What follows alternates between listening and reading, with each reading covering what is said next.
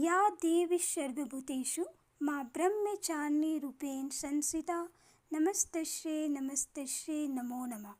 माँ दुर्गा की 9 शक्ति का दूसरा स्वरूप ब्रह्मचारिणी का है।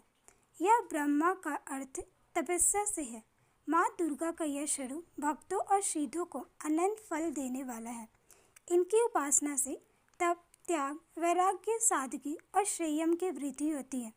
ब्रह्मचारिणी का अर्थ तपस्या की चारणी यानी तप का आचरण करने वाली देवी का यह रूप पुण्य ज्योतिमय और अत्यंत भव्य है।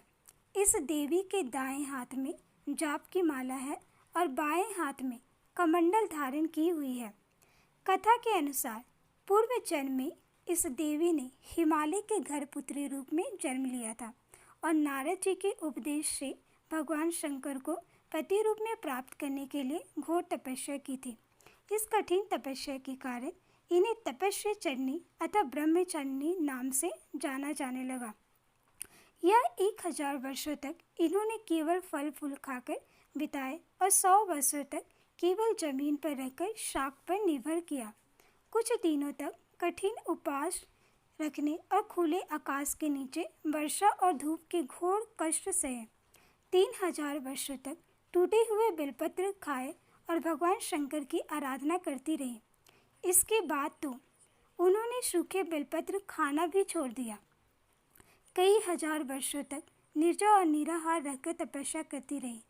पत्तों को खाना छोड़ देने के कारण इनका नाम अपर्णा नाम पड़ गया। कठिन तपस्या के कारण देवी का शरीर एकदम क्षीण हो गया था।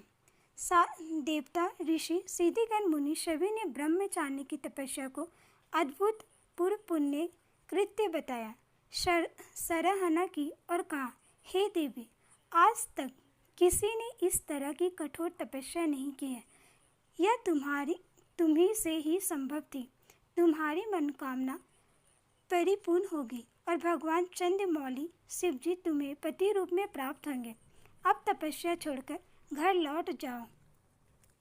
इस दिन से माता का नाम ब्रह्मचारिणी पड़ जाता है, क्योंकि ये घोर तपस्या करती है। इसलिए घोर तपस्या के कारण माता का नाम ब्रह्मचारिणी पड़ जाता है। जो भी भक्त माता ब्रह्मचारिणी का पूजा करता है, उनके जीवन में तप, त्याग और संयम की प्राप्ति होती है। तो भक्तों, आप